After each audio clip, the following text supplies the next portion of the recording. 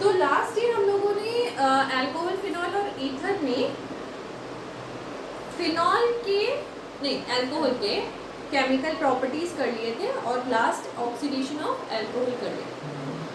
Last question मेरा क्या था, बॉइलिंग पॉइंट ऑफ अल्कोहल, है ना। क्वेश्चन वाज कि क्या था क्वेश्चन, कि the correct order of boiling point, correct order of boiling point of alcohol, क्योंकि हम अल्कोहल के बारे में ही बात कर रहे थे।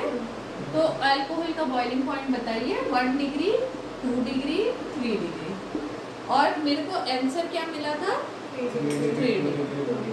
क्या वो सही था? क्लास यहीं से स्टार्ट होता है। क्या वो सही था? सोनल अभी भी वहां बोल रही हो? हाँ? क्या वो सही था?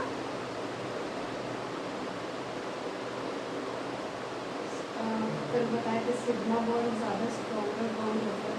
मतलब अगर ब्रांचिंग ज्यादा हो जाए तो बॉन्ड क्या स्ट्रॉन्ग होता है या वीक होता है? ब्रांचिंग ज्यादा हो जाए तो बॉन्ड स्ट्रॉन्ग होता है कि वीक होता है? जैसे कि sigma bond is stronger than pi bond, है ना। Single bond is stronger than double और ट्रिपल बॉन्ड।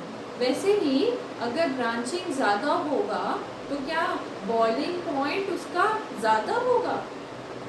नहीं। आप किसी भी बॉइलिंग पॉइंट में उसको क्या होगा, तीनों में से कोई एक ब्रांच टूट गया तो भी वो ब्रांचिंग गड़बड़ा गया, है ना। दोनों में से कोई एक बॉन्ड टूट गया तो भी ब्रांचिंग गड़बड़ा गया। बट सिंगल बॉन्ड मतलब अगर प्राइमरी स्ट्रक्चर हो तो उसमें क्या होता है कि बॉन्डिंग टूटना बहुत मुश्किल होता है, क्योंकि अगर बॉन्डिंग टूटा तो पूरा स्ट्रक्चर ही खत्म हो जाएगा। तो रिलेशनशिप कोई तोड़ना नहीं चाहता, है ना। तो वैसे याद करेंगे कि अगर रिलेशनशिप कोई तोड़ना इजीली नहीं चाहता जब तक कि हद ना हो जाए। हद ना हो जाए मतलब बॉइलिंग पॉइंट बहुत ज़्यादा ना कर दे, ठीक है।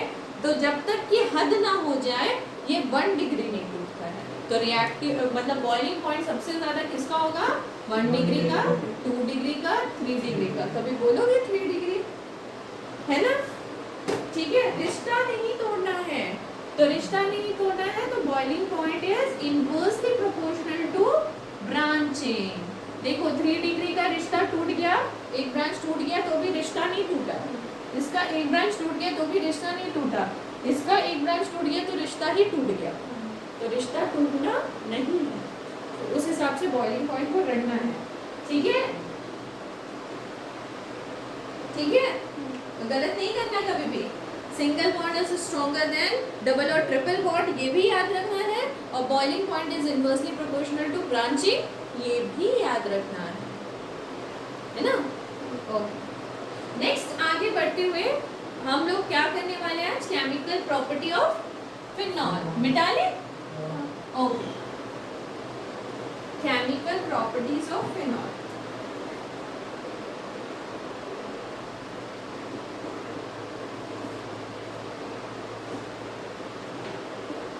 हम आज चाह रहे हैं फिनॉल खत्म कर देना, नेक्स्ट डे ईथर खत्म कर देना, मेरा ये टारगेट है, ठीक है। फिर चैप्टर 2 दिन में खत्म कर देना, मैक्स टू मैक्स, ठीक है। तो केमिकल प्रॉपर्टी में हम लोगों को 2 तरह से पढ़ना है। एक पढ़ना है रिएक्शन ऑफ फिनॉल ग्रुप, ठीक है। पहला पढ़ना है रिएक्शन ऑफ फिनॉल ग्रुप, ठीक है। और दूसरा पढ़ना है रिएक्शन ऑफ बेंजीन रिंग। क्या पढ़ना है, अच्छा दूसरा यहाँ पे लिखते हैं। दूसरा पढ़ना है रिएक्शन ऑफ बेंजीन रिंग, ठीक है। एक पढ़ना है रिएक्शन ऑफ फिनॉल ग्रुप, दूसरा पढ़ना है reaction of benzene ring. Phenol group में हमको क्या क्या पढ़ना है, जैसे हमने अल्कोहल को पढ़ा था कि एसिडिटी, तो फिनॉल में भी पढ़ेंगे हम एसिडिटी। तो क्या पढ़ने हैं, फिनॉल एज एसिड, पहला पढ़ना है हमको फिनॉल एज एसिड। दूसरा क्या पढ़ना है हमको, Zn dust reaction, Zn dust reaction, तीसरा पढ़ना है हमको ऑक्सीडेशन ऑफ फिनॉल। जैसे हम लोगों ने पढ़ा था ऑक्सीडेशन ऑफ अल्कोहल, तो ऑक्सीडेशन ऑफ फिनॉल भी पढ़ना है, राइट। अब इसमें रिएक्शन ऑफ बेंजीन रिंग में हमको क्या पढ़ना है, हमको इलेक्ट्रोफिलिक सब्स्टिट्यूशन ऑफ फिनॉल पढ़ना है। इलेक्ट्रोफिलिक सब्स्टिट्यूशन ऑफ फिनॉल पढ़ना है, ठीक है। अब इलेक्ट्रोफिलिक की जहां बात आई वहां पे क्या आ जाता है, मैकेनिज्म, है ना। हमको इस चैप्टर में कितना मैकेनिज्म पढ़ना था, तीन मैकेनिज्म। तो दो ऑलरेडी हो चुका है, दिस वन लास्ट, ठीक है।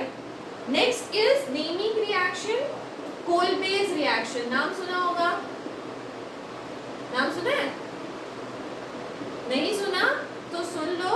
और अगर किसी को बोलते हैं ना 99% sure short question, direct question, वो है कोलबेज रिएक्शन, ठीक है। एकदम हर 10 इयर्स पीछे का उठा के देख लो, किसी भी पेपर में ये अगर रिएक्शन ना आया हो तो एकदम रटना है, ठीक है, कोलबेज रिएक्शन। और तीसरा है Reimer Tiemann reaction. Reimer Timmer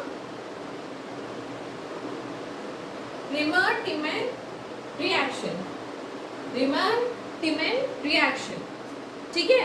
तो बेसिकली आपको ये दोनों रिएक्शन एज इक्वल इम्पोर्टेंट आप लोगों को पढ़ना है। ऐसा पढ़ना है कि भैया एग्जाम पेपर में ये मिलेगा ही मिलेगा 100%, ठीक है। तो बेसिकली हमको केमिकल प्रॉपर्टीज ऑफ फिनॉल में दो ही चीजें पढ़ना है, reaction of phenol group, reaction of benzene. इसमें एसिडिक जिंक डस्ट ऑक्सीडेशन, उसमें electrophilic substitution, Kolbe's reaction, Reimer Tiemann reaction. Done, ठीक है। स्टार्ट करें फिनॉल एज एसिड। चलो स्टार्ट करते हैं फिनॉल एज एसिड। तो यहाँ पे मिटा ले रहे हैं और इसको भी मिटा ले रहे हैं, हो गया। तो पहला फिनॉल एज एसिड बताना है, तो एक स्ट्रक्चर तो फिनॉल का पक्का बना लिया, ठीक है। नेक्स्ट ये याद करो, जब हम अल्कोहल एज एसिड प्रूफ कर रहे थे तो हमने रिएजेंट क्या लिया था, याद है कुछ, मेटल लिया था, Na या फिर एल्यूमिनियम लिया था, याद आ रहा है कुछ, तो मेटल लिया था, तो इसमें भी मेटल लेंगे। दूसरी चीज याद ये रखना है कि इसमें मेटल या मेटल का हाइड्रोक्साइड दोनों ले सकते हैं, बट अल्कोहल में ये reaction only and only metal के साथ होता है, उसमें NaOH के साथ रिएक्शन नहीं होता, ठीक है। दो चीज हमने इंपॉर्टेंट बता दिया। अब यहाँ से एज अ बाय प्रोडक्ट तुम ही बताओ क्या निकलना चाहिए। अल्कोहल का याद है, हाँ ONA निकलेगा, ठीक है, ONA, ठीक है। व्हाट इज दिस, इसका नाम क्या था, ऑक्साइड ग्रुप है ना, किसका ऑक्साइड है, sodium phenoxide, very good. And sodium phenoxide is a stable than phenol, ये भी कर रखा है हमने क्वेश्चन, ठीक है। बार बार ये क्वेश्चन आ रहा है, मतलब ये भी इंपॉर्टेंट है, ठीक है। तो sodium phenoxide is more stable than phenol, ठीक है। इसमें क्या निकलेगा, इसमें H, ठीक है, बाहर। तो जब H बाहर तो ये एसिडिक कैरेक्टर दिखा रहा है, बिल्कुल दिखा रहा है, ठीक है।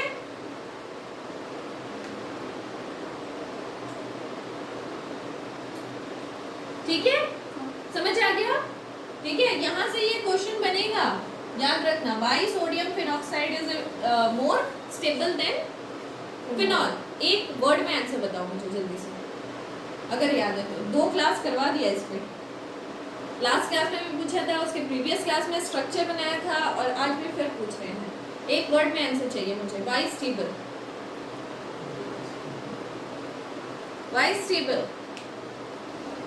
नेगेटिव चार्ज रेजोनेंस दिखाता है, इसमें अट्रैक्ट नहीं करता, चार्ज सर्कुलेशन नाइट्रेशन। तो याद रखना है इस क्वेश्चन को आंसर कैसे करना है। दोनों ही रेजोनेंस स्ट्रक्चर दिखाता है, बट इसमें चार्ज सेपरेशन दिखाता है, जिसकी वजह से ये स्टेबल नहीं है, इसमें स्टेबल है। और रेजोनेंस स्ट्रक्चर बनाना सिखा दिया है, तो कोई दिक्कत नहीं है।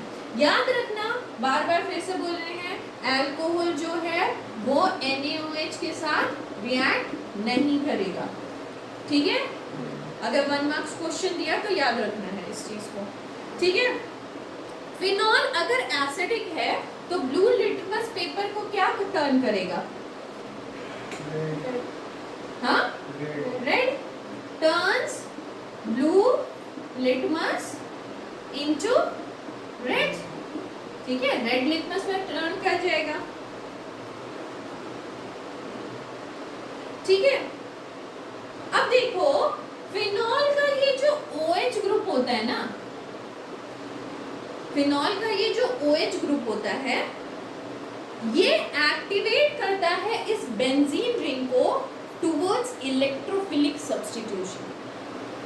तभी वो जो सेकेंड वाला ऑप्शन बेंजीन रिंग में इलेक्ट्रोफिलिक सब्स्टिट्यूशन हो रहा है, इसकी वजह से हो रहा है, क्योंकि बिकॉज इसका जो OH ग्रुप है ये बेंजीन रिंग को एक्टिवेट करता है कि जाओ और इलेक्ट्रोफिलिक सब्स्टिट्यूशन करो, ठीक है, ठीक है।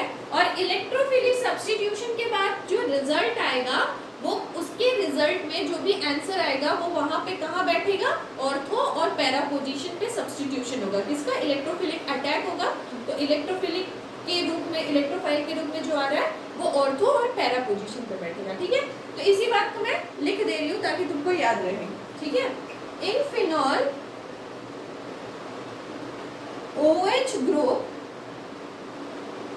activates the benzene ring towards, किसके तरफ अट्रैक्ट करता है? इलेक्ट्रोफिलिक सब्स्टिट्यूशन के तरफ, ठीक है। एंड डायरेक्ट सब्स्टिट्यूशन कहाँ होगा? At ortho and para position पे। ये मैं करके दिखाऊंगी तुमको, डरना नहीं। पैरा पोजीशन पे, ठीक है, ठीक है। ये लिख लो, फिर इसको करके दिखाते हैं।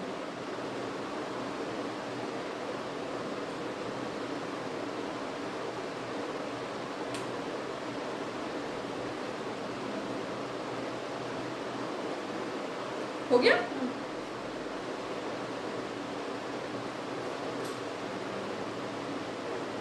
ये लाइन याद रहेगी तो इसका रिएक्शन में दिक्कत नहीं होगा, ठीक है। चल अब इसको करके भी दिखाते हैं, इलेक्ट्रोफिलिक सब्स्टिट्यूशन हो कैसे रहा है।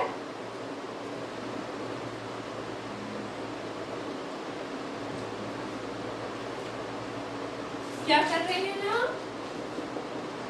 इलेक्ट्रोफिलिक सब्स्टिट्यूशन, ठीक है। इलेक्ट्रोफिलिक सब्स्टिट्यूशन उसको कहते हैं, क्या कहते हैं? नाइट्रेशन। उस प्रोसेस को क्या कह रहे हैं? नाइट्रेशन। क्यों नाइट्रेशन कह रहे हैं? देखो, फिनॉल तो लेंगे ही, क्योंकि OH group is responsible for benzene ring to give electrophilic substitution. तो फिनॉल रिंग तो हमने पक्का ले लिया, ठीक है। और इसमें डालेंगे डाइल्यूट HNO3। क्या डालेंगे? डाइल्यूट HNO3, ठीक है। जब डाइल्यूट HNO3 डाला तो क्या नाइट्रेशन बोल सकते हैं इसको? बिल्कुल, नाइट्रिक एसिड है, नाइट्रेशन हो रहा है इसका, ठीक है। तो नाइट्रेशन में जो इलेक्ट्रोफाइल होगा, इसमें जो इलेक्ट्रोफाइल होगा इसमें, वो कौन सा ग्रुप होगा? NO2 ग्रुप होगा। याद रखना, कौन सा ग्रुप होगा इसमें? NO2। वो जाके इलेक्ट्रोफिलिक अटैक करने वाला है, ठीक है, ठीक है। एज अ रिजल्ट मैंने क्या बोला? ऑर्थो और पैरा पोजीशन पे सब्स्टिट्यूशन होगा। तो चलो कर लो। बिकॉज ऑफ इलेक्ट्रोफिलिक अटैक, एक ऑर्थो पोजीशन पे सब्स्टिट्यूशन और एक पैरा पोजीशन पे सब्स्टिट्यूशन, राइट? ठीक है, ठीक है। तो एक ऑर्थो पोजीशन पे, एक पैरा पोजीशन पे हो गया, ठीक है। अब इसका नाम क्या होगा, इसका नाम बताओ। फिनॉल से क्या बना, इसका नाम बोलो।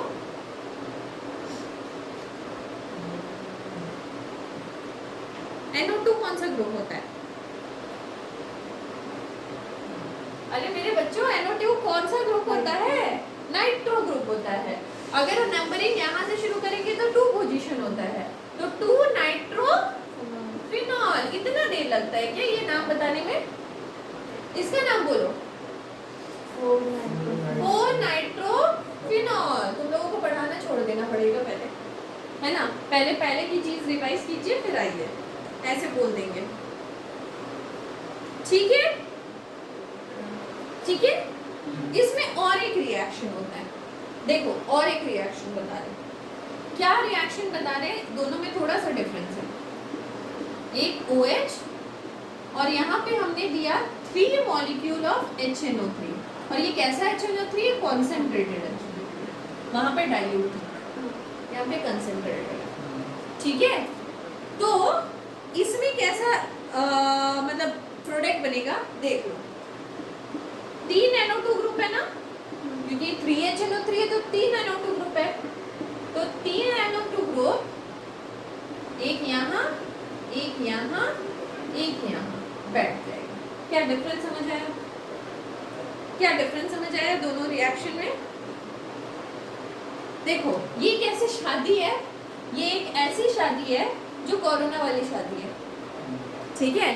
लजीज लजीज डिशेस पड़े हैं, बट बाराती तो है ही नहीं, तो क्या काउंटर पे भीड़ लगेगी? चाहे जितना भी लजीज डिश बना दिया, तो लजीज डिश कौन है? Benzene ring. बेंजीन रिंग पे कौन अटैक कर रहा है? बाराती लोग। बाराती कौन है यहाँ पे? NO2, ठीक है। अब 4 बाराती मुश्किल से आए हैं बिकॉज कोरोना वाली शादी है, ठीक है। तो 4 बाराती आएंगे, तो एक इस काउंटर पे लग गया, एक इस काउंटर पे लग गया। और कोरोना वाली शादी अगर नहीं हो तो कौन सी शादी होती है? नॉर्मल वाली शादी। उसमें तो हर काउंटर पे भीड़ होता है ना, देखो हर काउंटर पे भीड़ है, समझ आया? ऐसे याद रख लो, जैसे भी याद रखो, अगर याद रखना है, ठीक है। इसमें हर काउंटर पे भीड़ नहीं होगा, इसमें हर काउंटर पे भीड़ लग गई है ना। और थोड़ी देर में चेयर छोड़ के उठो तो चेयर भी गायब हो जाएगा, है ना? ऐसी वाली शादी हो जाती है, राइट? घुसा दिमाग में? Okay,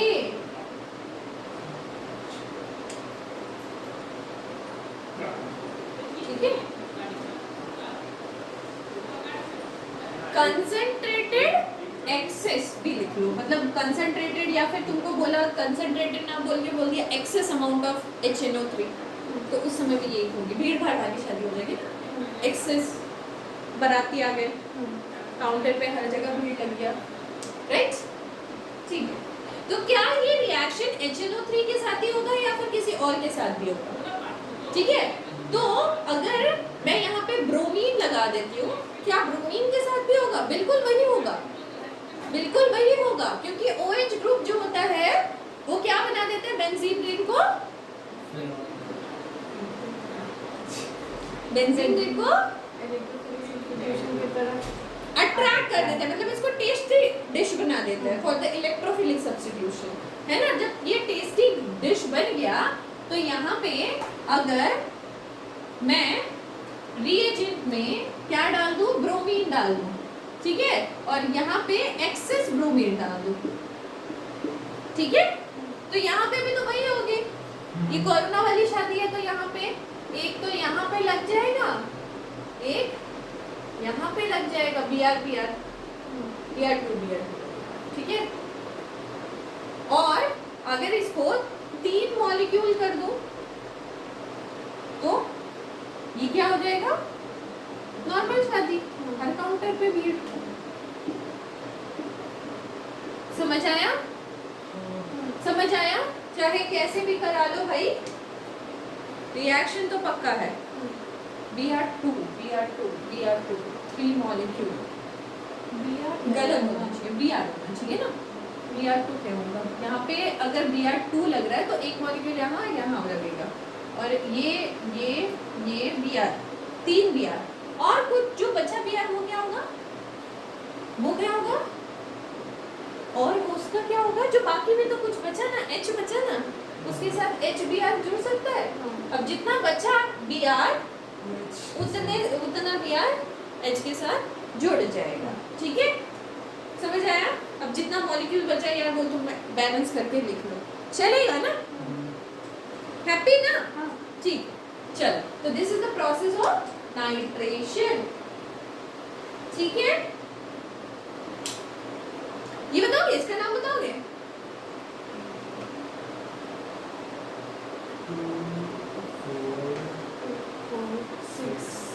2 4 6 yes, 2 4 6 ट्राइब्रोमोफेनॉल। जब एक बार याद दिला दो तब सब कुछ याद आ जाता है, अगर याद दिलाना है ना। चलो, तो ठंडे दिमाग से मतलब एकदम क्लियर है ये नाइट्रेशन वाला फंडा, इलेक्ट्रोफिलिक सब्स्टिट्यूशन, चलो सही है। तो इसके बाद हमको क्या सीखना था, नेमिंग रिएक्शन, ठीक है, तो नेमिंग रिएक्शन भी थोड़ा सा सीख लेते, बिटा ले।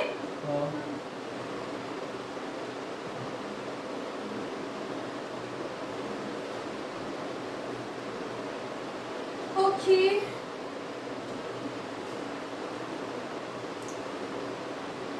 कौन सा रिएक्शन था फर्स्ट वाला, कोल बेस, है ना, एक तो ये था, तो पहले ये वाला सीख लेते हैं। तो इसको basically what you have to do ना, you have to learn everything, मतलब क्या रिएजेंट निकलता है, क्या प्रोडक्ट निकलता है, थोड़ा सा देख लो, एक बार समझ आता है तो वेरी गुड। क्योंकि ये कहानी फिनॉल के साथ आ रही है तो ये फिनॉल तो पक्का रहेगा। साथ में क्या होता है, फिनॉल Na के साथ भी रिएक्ट करता है, NaOH के साथ भी रिएक्ट करता है, इसीलिए हमने NaOH ले लिया, ठीक है। जब NaOH ले लिया तो एज अ प्रोडक्ट हमको पता है क्या आएगा, क्या आएगा एज अ प्रोडक्ट, है ना, as a product sodium phenoxide आ जाएगा, ठीक है, एज अ प्रोडक्ट आ गया। अब क्या होगा, हमने इसमें क्या दिया, इसमें दिया CO2, क्या दिया, CO2 के प्रेजेंस पे रिएक्शन कराया, और टेम्परेचर हमेशा याद रखना है इसका, थोड़ा सा टेम्परेचर इंपॉर्टेंट है, ठीक है, इसीलिए याद रखना है इसको, 400 केल्विन टेम्परेचर पे अगर इसको हीट किया गया तो क्या होगा, ये OH फिर से बैठ जाएगा, और इसका जो OO है H, ऐसा कुछ फॉर्मेशन होता है, H कहाँ से आया, H नहीं आना चाहिए ना, Na आना चाहिए ना, बिल्कुल Na आना चाहिए, है ना। अब ठीक है, अब ठीक है, अब ठीक है, नहीं अभी भी ठीक नहीं है, क्यों, H कहाँ से आया, OO तो समझ आया, ये Na यहाँ चला गया, ये रिएक्शन जो हो रहा है in the presence of water, hydration वाला केस हो रहा है, तो H वहां से आया, ठीक है, अब चलेगा, ठीक है, this is a major product, major amount मतलब बहुत ज्यादा अमाउंट ऑफ ये प्रोडक्ट निकलेगा, ठीक है।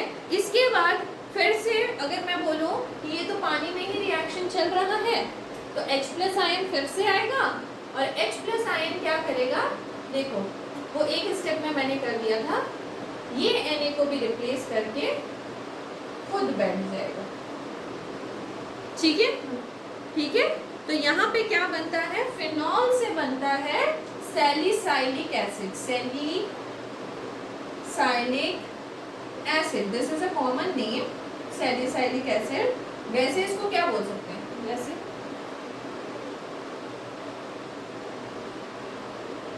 वैसे इसको क्या बोल सकते हैं, IUPAC नहीं बोला,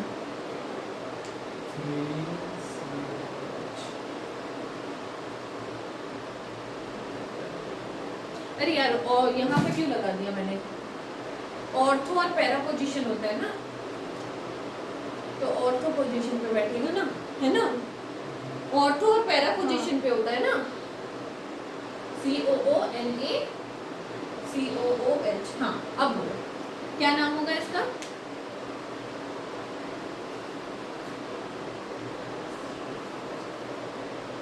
बोलो बोलो।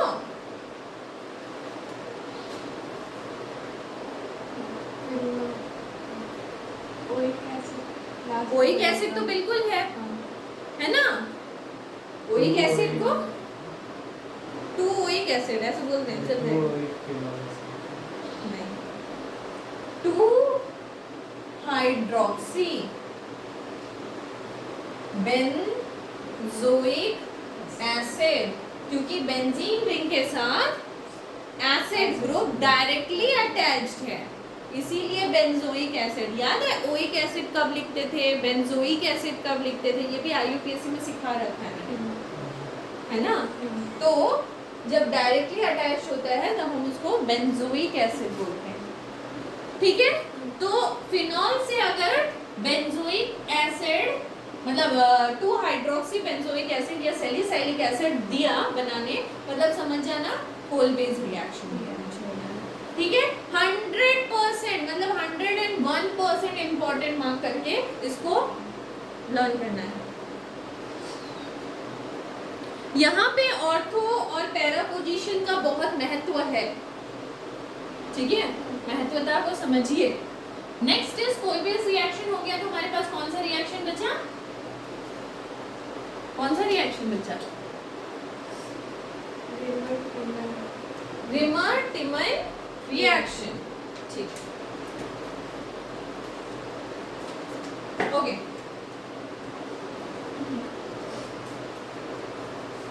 Next reaction is reamer-Timmer reaction, ठीक है?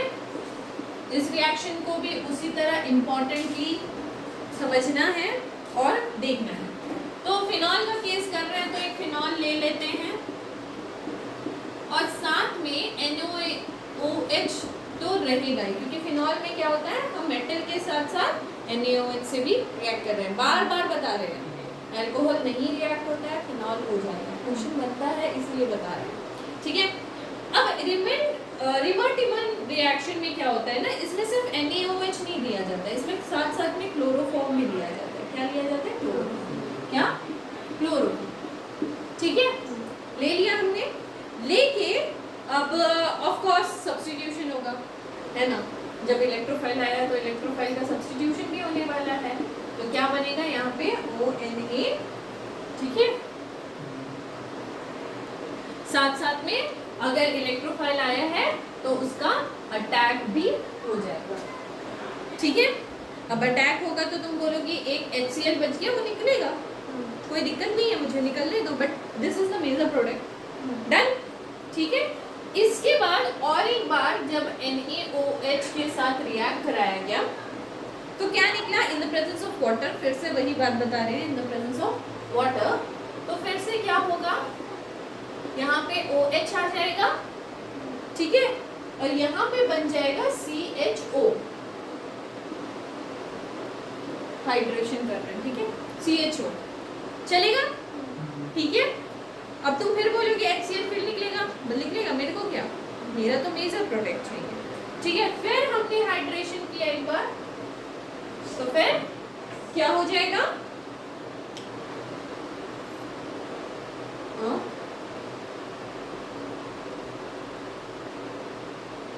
नहीं, इतने में काम बंद हो गया, इतने में काम बन गया, चलो ठीक है, हो गया, डन। यहाँ तक समझ आया? किसी को दिक्कत? तो ये क्या बन गया मेरा? वो सैलिसाइलिक एसिड था, ये क्या है? ये कौन सा ग्रुप है? एल्डिहाइड, तो सैलिसैल्डिहाइड क्या बन रहा है यहाँ पे? सैलिसैल्डिहाइड, और आपको IUPAC नहीं पता है, IUPAC नाम बताओ, नहीं तो इस बार डांटेंगे। बोलो तो बोलो, 2 हाइड्रोक्सी बेंजल्डिहाइड, बोलो ना यार, अच्छे से सब पढ़ाते हैं, इतने अच्छे से समझाते हैं, फिर भी तुम लोग डरते हो बोलने में। तो फिनॉल से अगर सैलिसैल्डिहाइड बनाना है या बेंजील्डिहाइड बनाना है तो हमें करना पड़ेगा रेमर-डिमन रिएक्शन, और अगर फिनॉल से सैलिसैलिक एसिड बनाना है तो करना पड़ेगा कोलबेक रिएक्शन। डन, ठीक है। अच्छा, याद रखना यहाँ पे उसमें कोई इंटरमीडिएट, यहाँ पे एक बड़ा सा सॉलिड वाला इंटरमीडिएट बनता है। क्या बनता है? इंटरमीडिएट। और इस इंटरमीडिएट का क्या नाम है? इस इंटरमीडिएट का नाम है डाइक्लोरोकार्बीनी। डाइक्लोरोकार्बीनी, ठीक है, ऐसा ही नाम है, ठीक है।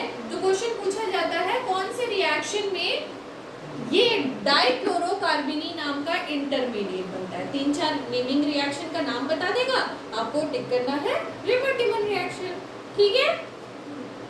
देखो डेंजरस वाले क्वेश्चन पूछते हैं, उस समय नहीं समझ आएगा कि क्या करें, कौन सा रिएक्शन था। डन। नेक्स्ट आ जाओ, देखो मिक्स करके पढ़ा रहे हैं। मैंने 2 तरह का बताया था, एक बताया था कि मैं एसिड फिनॉल एज एसिड बताऊंगी, फिर इलेक्ट्रोफिलिक अटैक में पहुंच गई थी मैं, मतलब बेंजीन रिंग पे पहुंच गई थी, और बेंजीन रिंग की कहानी मैंने दोनों बता दी। बट यहाँ का एक बच गया, जिंक डस्ट। क्यों बताया? क्योंकि बीच में इलेक्ट्रोफाइल घुस रहा था, इसलिए मैंने घुसा दिया, ठीक है। अब आ जाओ एकदम सेपरेट टॉपिक में, जो था जिंक डस्ट वाला, reaction of phenol with zinc dust.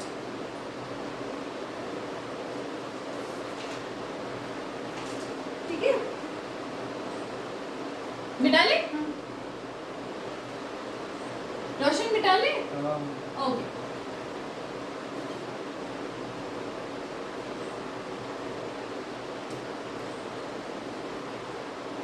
Reaction of phenol with zinc dust. देखो अब इसमें डस्ट नाम आ गया तो क्या करना है? डस्टिंग करना है, ठीक है। तो क्या करना है? फिनॉल में डस्टिंग कर देना है, फिनॉल में डस्टिंग कर देना है, ठीक है। जिंक इज अ झाड़ू, झाड़ू जो डस्टिंग कर देगा। डस्टिंग करके क्या बना देगा?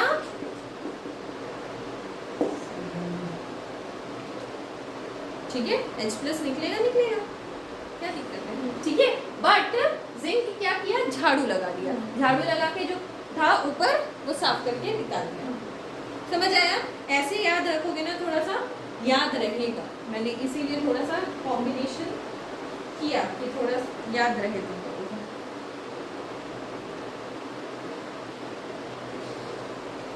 ठीक है। नेक्स्ट था ऑक्सीडेशन ऑफ फिनॉल।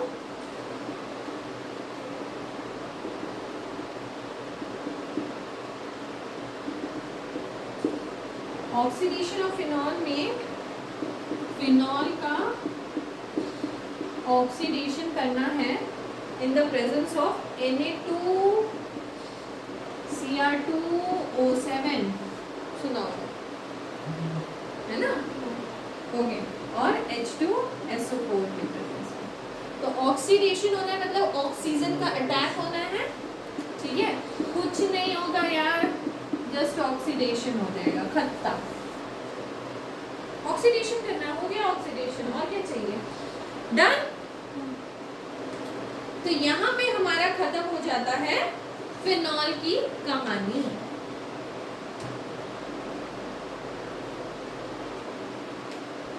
ठीक है,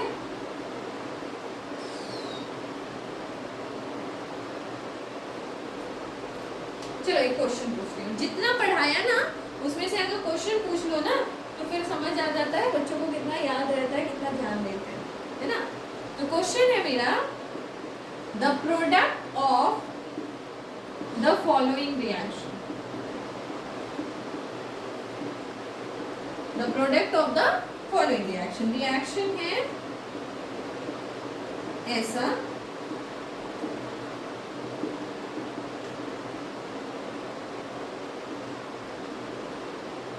ठीक है। ऑप्शन है आपके पास, option number A is O nitrophenol, option number B is M nitro meta nitro nitrophenol. Option number C is 2,4-dinitrophenol.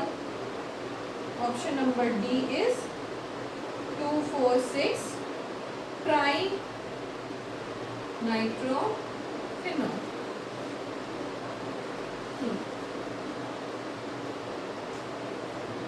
The product of the following reaction. फटाफट से, टाइम तो लगना ही नहीं चाहिए. D, option number D is correct, है ना. अगर dilute में करेंगे तो क्या, कौन सी शादी, कौन सी शादी, कोरोना वाली. अगर ये करेंगे तो कौन सी शादी, नॉर्मल शादी, है ना. तो तीनों में लग जाएगा नाइट्रोफिनॉल जाके. ठीक है, तो ऐसी ऐसी टाइप के क्वेश्चन बनने वाले हैं. और क्वेश्चन दिखाएं. अच्छा, क्वेश्चन है एट लो टेम्परेचर,